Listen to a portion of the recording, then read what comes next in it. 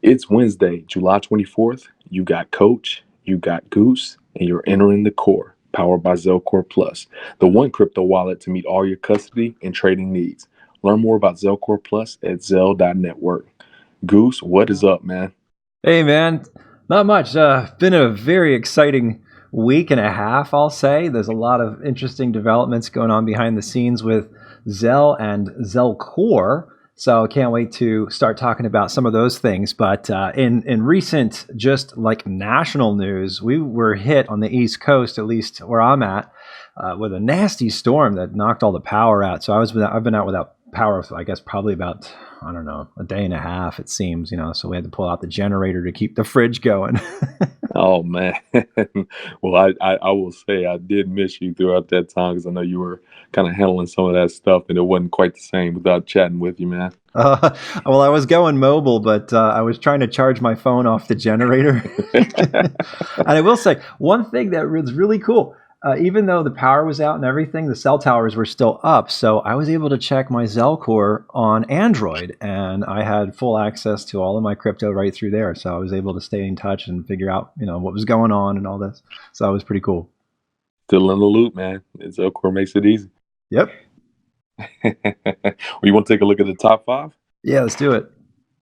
All right, man. Well, I will take the green today, and looks like Nexo is up 10% at the moment. Walton Chain, which I want to say was on one of our last podcasts, is up again at 8.8%. Followed by U Network, which has the cool cash tag is UUU, is up 6.69%. Followed by Crypto.com, which is up 6.37%, and EOS. We will be talking a little bit more about them shortly. They are up 6.08% as well. Very nice. Yeah, huge market cap on EOS, 4.1 billion. So yep. Popular coin. Nice to see that. All right, let's take a look at our top 5 losers, starting with Metaverse ETP, down 14.75%, followed by Crypto.com Chain, down 11.82%, and then Japan Content, down 11.8%, Icon, down 8.95%, followed by Lambda, down 8.41%. Well, I tell you what, that did produce some homework for me right there, because in the top 5 you had Crypto.com, and then in the bottom 5 you have Crypto.com Chain. So definitely be curious to kind of what the differentiating factors are between the two. They share the same logo, so I'm sure there's some tie-ins between the two of them. Absolutely. Well, maybe next time we talk, we'll have a little bit more insight there. So you want to take a look at what Mr. Sotko has to say about some crypto news? Mr. Sotko, what you got, man? All right, ladies and gentlemen, Mr. Sotko here, coming at you with some crypto news for the ZelCore podcast. Thank you guys very much for having me on, and make sure you guys subscribe. If you're watching, if you haven't subscribed yet, we are trying to get to 1,000 subscribers, but let's get right into it. Former Cryptopia developer says the hack was an inside job. So Cryptopia was hacked quite a while ago, and since nobody has gotten any of their money back, and honestly, it really didn't come as a surprise to me, because every time I would log into Cryptopia, and usually the only reason you use that exchange was for very obscure altcoins, and you would sell them and then get your BTC for it and pretty much get it off the exchange as fast as possible. I always said, I don't know about Cryptopia. Turns out it was kind of a good nervousness, because Cryptopia ended up being hacked and everything was lost. Interestingly, the hackers got a hold of all of the Ethereum private keys, the ERC20 private keys from the exchange, which I think is an exchange first. And that means that everybody that was mining directly to their Cryptopia wallet, if you were mining Ethereum and it was just automatically deposited to your Cryptopia wallet, that means the hackers could immediately grab that. Regardless of the exchange being shut down, they now have access to your ERC20 keys on the blockchain. And that happened a few months ago. So on July 18th, a Twitter user claiming to be a former developer at Cryptopia tweeted a link to an article which he claims provides the complete story of the fraudulent, hostile takeover of Cryptopia by Intranel from its founders, Adam and Rob. So, according to VC Dragon, the Twitter poster, the author of the Steemit post, he and Cryptopia co-founder Adam began building Cryptopia as a hobby project around January 2014. And as the project took form, Adam eventually resigned from his developer position at Intranel, a completely different company. So VC Dragon explained that Intranel didn't want to lose Adam as an employee and offered the duo a room to rent in their company office. Intranel's interest continued to grow as the crypto market and exchange took off. At the start of 2017, Adam and VC Dragon felt they could benefit from the business development support Intranel could provide. And they explained it that Intranel made us an offer that for 20% of the company, they would handle all of the business management, developing things like helping with hiring, managing staff, taxes, lobbying for regulator guidance, all that boring business stuff. And the firm also offered the contract of their staff to developers at a discounted rate and also provide assistance to finding top talent for Cryptopia. And eventually they started acquiring new employees at exorbitant rates, and new staff were given unwarranted managerial latitude, and once Cryptopia was reliant on the new staff, Intranel demanded an extra 5% in equity of the exchange. So eventually Adam resigned from the pressure, and VC followed Intranel's advice to take a holiday. So he took a 1-month holiday. They essentially, when he got back, there was no spot for him. He also said that Intranel issued dividend to everyone except Adam and himself. The former developer alleges that Intranel bled Cryptopia dry while also methodically absorbing the company into its ownership. Intranel supposedly issued themselves a loan for $300,000 and then billed the company for the work. They bled money everywhere they could. We paid for taxes on their staff's flu shots. We paid taxes on Christmas fits to their staff and bought the company gifts. Everything they were unable to take for themselves, they pissed into the wind on needless expenses and luxuries to the company couldn't afford. It ultimately buried us. So he ends his article by concluding that he believes the hack was intentionally deployed to cover all of the idiotic business practices, he says, to their plan to completely absorb and wreck Cryptopia was interrupted after they were forcibly removed from the company. They fear that the saga is not yet complete, as Intranel are currently partnered with ANZ, a bank that previously refused to provide Cryptopia with banking services, and PwC, a firm that is tasked with providing legal counsel to Cryptopia. So this makes a lot of sense because during that Cryptopia hack, shortly after the hack, the developers at Cryptopia were pretty much, they had no idea what they were doing. They were in a panic. So they actually got the two original developers, Adam and Rob, back to see if they could recover funds or see what they could do about it. And apparently they couldn't do anything about it because Cryptopia came back live for a little while and eventually had to go away because they were totally insolvent. They just didn't have it. So they went live. They allowed people to take out some of the coins that still existed, but then they shortly went under after that. It just wasn't going to happen. So yeah, that makes a lot of sense with Cryptopia, but let's move on to the different story here. So for 15,000, this guy will fake your exchange volume. So a sophomore at Moscow State University, his name is Alexei Andrunin, is a co-founder of Gotbit, a firm that specializes making obscure cryptocurrencies look like they're being actively traded for a fee. The two-man shop will program bots to trade a token back and forth with each other on also-ran exchanges until it has enough volume to get listed on CoinMarketCap. And once it appears on that influential market data site, an asset can gain the attention of larger platforms and bigger investors.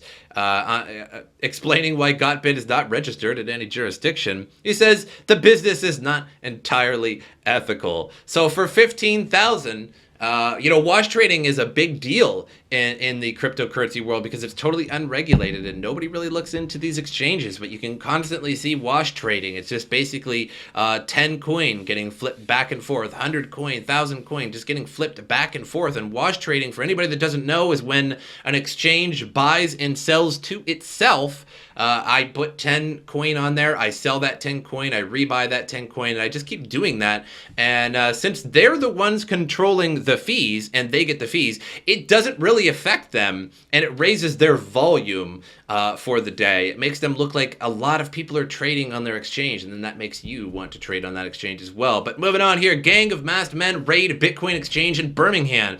So Westland's Mid Police launched an investigation, and witnesses were looking helplessly as a robbery unfolds at a Birmingham Bitcoin exchange. Seconds later, the gang sped away from the scene, and the police have confirmed that nothing of value was stolen from the business. According to the Daily Mail, the thieves had attempted to steal a Bitcoin ATM using a rope attached to their car. The owner of the establishment, Adam Gramowski, told the newspaper that he believes the robbers were after cash inside the machine rather than cryptocurrency, adding, "There are no BTC in the machine. They are sent directly from our server." Which, this is the second time I've ever read a news article where somebody attempted or successfully attempted to steal a Bitcoin ATM, and there is never any money inside of them, because at the end of the day, they take the money out and they put it in their bank account or in a safe or whatever the merchant does with the money. There is no money in them, and there is no Bitcoin in them, but people still keep trying to take these Bitcoin ATMs. Just imagine yourself in your backyard, you know, with your boys, and you're taking a crowbar and a sledgehammer to it, and you get it open after about an hour of tough labor, and there's nothing inside. So moving on here, what's happened to the Gemini Dollar? Supply is down 92%. The market capitalization of the dollar peg token, the GUSD, or the Gemini Dollar, which is a stablecoin, it's been on its way down since December 20th, 2018. It slipped from an all-time high of about $103 million market cap worth of coins to just $7.9 million at the time of this writing, marking a 92% drop. So in contrast, other stablecoins are faring far better than Gemini Dollar. Paxos Standard Token has a market cap of circa 168 million. At the same time, USDC is towering at 406 million, and Tether has 4.25 billion calculated at press time. That means for every $1 they have, they can produce 1 GUSD. So that means they only have $7.9 million worth of GUSD, if they're all equal, of 1. And you can see it on the Gemini chart. Looking at the market cap, you can see it just absolutely dump. What is the reason? Well, my reason is that Gemini is a terrible exchange. I have no clue why people use the exchange Gemini. Let me just tell you that you can go on Coinbase, or you can go on Binance, or you can go here, there, whatever your favorite exchange is, and you can take a look at the fees. Maybe it's 0.25% or 0.25%. Maybe it's just a tenth of a percent to make a trade on these exchanges. It makes a few $100 or $1,000 might just cost you a few bucks to make a quick purchase or a quick sell. But Gemini is 1.5%. That is atrociously high in the industry. That means just trading $1,000, you're going to have to be spending about $10 at a time instead of just maybe a buck or two like on other exchanges. So it's nearly exponentially higher. It's essentially an order of magnitude higher than other exchanges. And for what? Well, Gemini was, promoted as being for institutional investors. It has advertisements all over New York City on cabs, I think in other cities too, like Philadelphia, maybe Chicago, all over cabs and in subways and stuff. So I think there was a lot of hype, and everybody went over to Gemini and they were like, hey, wow, it's run by the Winklevoss twins. It's for institutional investors. It's professional. Well, that fee is certainly professional as well. But I'm going to give it back to Goose and Coach on the ZelCore podcast. I'm so glad you guys have me on here making news for you, but make sure you guys like this video. That helps YouTubers so much. Share the video and subscribe so we can get to that 1,000 subscriber goal. That means we only got about 400, a little less than 400 to go. So every single subscriber counts. We appreciate it. And as usual, I will see you guys next time. All right, always good to know what's going on in the crypto space. And as always, guys, please check out Mr. Sotko Cryptocurrency on YouTube and give him a follow and a like.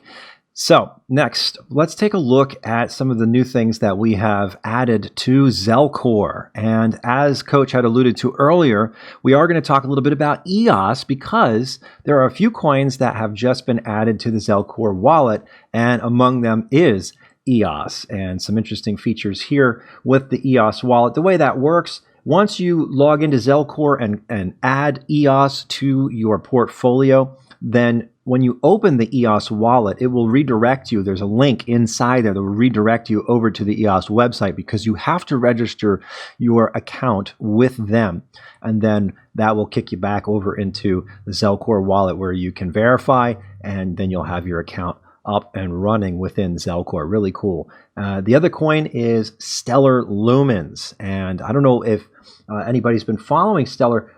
as of late, but there was an interesting on Coinbase. They were offering free Stellar Lumens just for filling out a survey that they had offered there. So I'm sure there's probably quite a few people there who were able to take advantage of that. Well, now you can store your Stellar Lumens in the ZelCore wallet, which is pretty cool. Yeah, man, that's definitely awesome. And I would like to add in just on that note, blockchain.com also had a little $25 or $50 Stellar Lumens giveaway not too long ago. So, anybody that's collected some XLM, feel free to go ahead and store it over there in ZelCore. And what's really exciting about these two new additions is, still having my coin market cap open right now. You're looking at top 10 projects on ZelCore. You're going to find 9 of the 10 top 10 projects in the coin market cap, which just continues to grow and allow for our users just to, store whatever they kind of want in our wallet. Yeah, I love the fact that we've been focusing lately on all of these top coins because let's face it, those are the ones that get the most attention. Those are the ones that most of us, if we're smart and have been following these projects, see that they have a lot of promise, a lot to offer. Some have a lot of utility. So putting them to good use by storing them in your ZelCore wallet, making it easy to access from any device is probably one of the better ways that you can get involved with these projects. Right. Yeah, no doubt, man. It's very exciting times as we continue to kind of build up on those top 100 coins. There's a matter of time for you to be able to keep whatever you want there in those ZelCore wallets. And another addition is CoinSwitch. Goose, what are you liking about CoinSwitch and the Zell new addition there? Oh boy, CoinSwitch is one of my favorite hot swap solutions that is available in a lot of different wallets, but we've had CoinSwitch in the ZelCore wallet almost from the very beginning, and it allows you to now purchase Zell within the ZelCore wallet. And why is that even important? Well, I mean, obviously, if you want to support the project, you're going to want to get some Zell and get yourself a little bag, but probably more importantly, for the sake of utility, you want to get a tiny bit of Zell. It doesn't take much. I mean, less than 1 Zell. In fact, I believe it's like 0.001 Zell to create a transaction on the blockchain to store your decentralized two-factor authentication PIN. This is something I think I've spoken about in the past. I just don't know if we talk about it enough because it's blockchain security. Because that PIN can't be changed and it can't be faked because it's on the blockchain permanently, and it's encrypted. It's one of those things that it makes ZelCore secure. So you need a little bit of Zell to get that. And to use CoinSwitch right inside the wallet, right now its only pair is Bitcoin. So if you have a little bit of Bitcoin in your wallet, you can go ahead over to CoinSwitch, just click the little exchange button, click on CoinSwitch, load it up and plug in Bitcoin and Zell and the amount that you want, and you're off to the races and securing your crypto. Absolutely, man. It's very seamless. I used it actually today prior to the podcast just to make sure I've done it before. I've made some transactions on CoinSwitch in the past, but just wanted to buy some Zell just to kind of smile about it and say I did it. So very seamless, easy, all happens right there within the wallet. And once again, just trying to find ways to keep you inside the wallet to handle many of your transactions, and the implementation of Zell into CoinSwitch makes it even more seamless to get Zell right in your ZelCore wallet. Yes, and do take note that the CoinSwitch does have a minimum for the exchange, and I believe it was on Correct. the order of about $20 worth of Bitcoin, and plus the fee of doing the transaction. So keep that in mind. You'll spend a little bit of Bitcoin just to do that trade, but you do that on most exchanges anyway. And for the convenience factor, I think it's totally worth it. Yeah, sometimes time is worth a little bit of money, and convenience is worth a little bit of money, and just to be able to do it right there within the wallet and happens relatively quickly, man, it's kind of second to none in my opinion. I agree. Cool, man. Well, we got some more exciting stuff coming to you guys over the next couple days. And like Goose kind of talked about earlier, we definitely look forward to sharing it with you.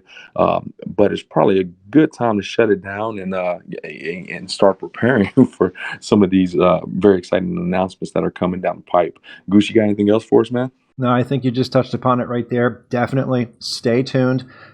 Keep an eye on our Twitter and on our Discord channels because some big news is coming very soon. Awesome, man. Well, before you go, make sure to subscribe to Zell Hub on YouTube. And while you're there, subscribe to Mr. Sotko Cryptocurrency. And for all things Zell, always visit Zell.network. Until next time, you've been inside the core, powered by ZelCore Plus.